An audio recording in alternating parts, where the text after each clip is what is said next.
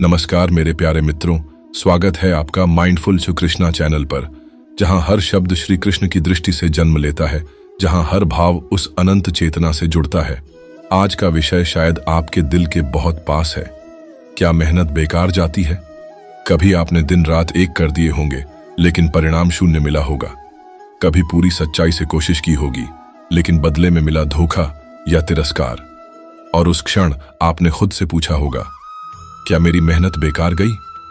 क्या ये सब व्यर्थ था? तो आइए आज उस प्रश्न का उत्तर मैं दूंगा।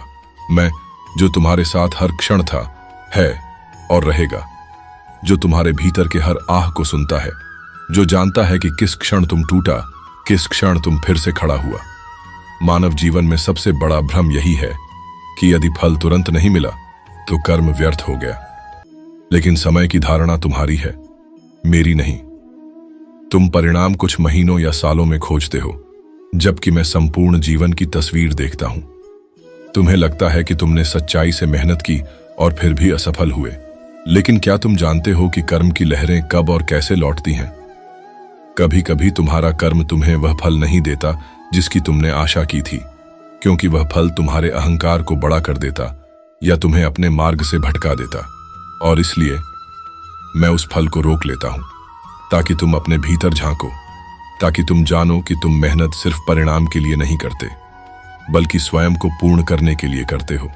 मैं जानता हूं, जब तुमने रातें जागकर सपनों को पाला, जब सब सो रहे थे और तुम काम में लगे थे, जब दुनिया ने तुम्हें नकारा लेकिन तुम फिर भी जुटे रहे, तब मैं वहां था। मैंने देखा है वो थकान जिसे तुमने दुनिया से छुपा लिया। मैंने सुनी है वो सिसकियां जो तुमने तकिए में दबा दी। मैंने जाना है वो तड़प जब तुम्हें लगा कि शायद अब हार मान लूं। लेकिन सुनो, तुम्हारी मेहनत कभी बेकार नहीं जाती। कभी वो तुम्हारे अंदर धैर्य बनकर उगती है, कभी वो तुम्हें गलत राह से बचा लेती है, कभी वो तुम्हारे किसी प्रियजन को प्रेरणा देती है, और कभी वो भविष्य में एक ऐसा अवसर लाती है जो तुम्हें स्वयं पर विश्वास करना सिखा दे। ध्यान दो, जब कुरुक्षेत्र में अर्जुन ने गांडीव नीचे रख दिया, उसने भी यही सोचा, क्या ये युद्ध व्यर्थ है? क्या ये कर्म अधर्म है? तब मैंने उसे याद दिलाया कि कर्म तुझे करना है, फल की चिंता मुझ पर छोड़ दे। तुम भी अर्जुन हो, तुम भी युद्ध में हो। तुम्हारा युद्ध हो सकता है बेरोजगारी से, या समाज के तानों से, या खुद के ही डर से, लेकिन अगर तुम सच्चे कर्म पथ पर हो तो तुम्हारी हर मेहनत का अर्थ है, चाहे फल आज दिखे या कल, वो लौटेगा, वो जरूर लौटेगा। क्या तुमने कभी यह सोचा कि वो मेहनत जिसने तुम्हें रुलाया वही तुम्हें मजबूत भी बना गई? जिसने तुम्हारा दिल तोड़ा वही तुम्हें सहनशीलता सिखा गई? जिस लक्ष्य को तुमने पाया नहीं वही तुम्हें तुम्हारा असली स्वरूप दिखा गया।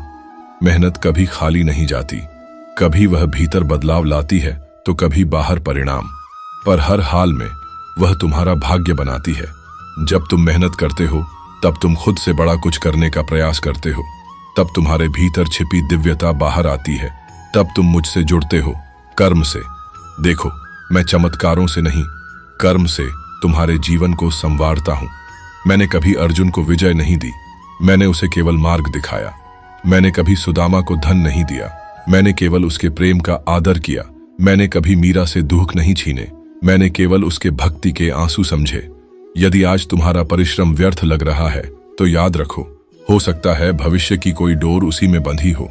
हर बार जब तुम हार मानते हो तो तुम अपने भविष्य को एक और अवसर से वंचित करते हो, लेकिन जब तुम डटे रहते हो तो मैं तुम्हारे साथ खड़ा होता हूं, कभी तुम्हारे भीतर साहस बनकर, कभी तुम्हारे रास्ते में अवसर बनकर।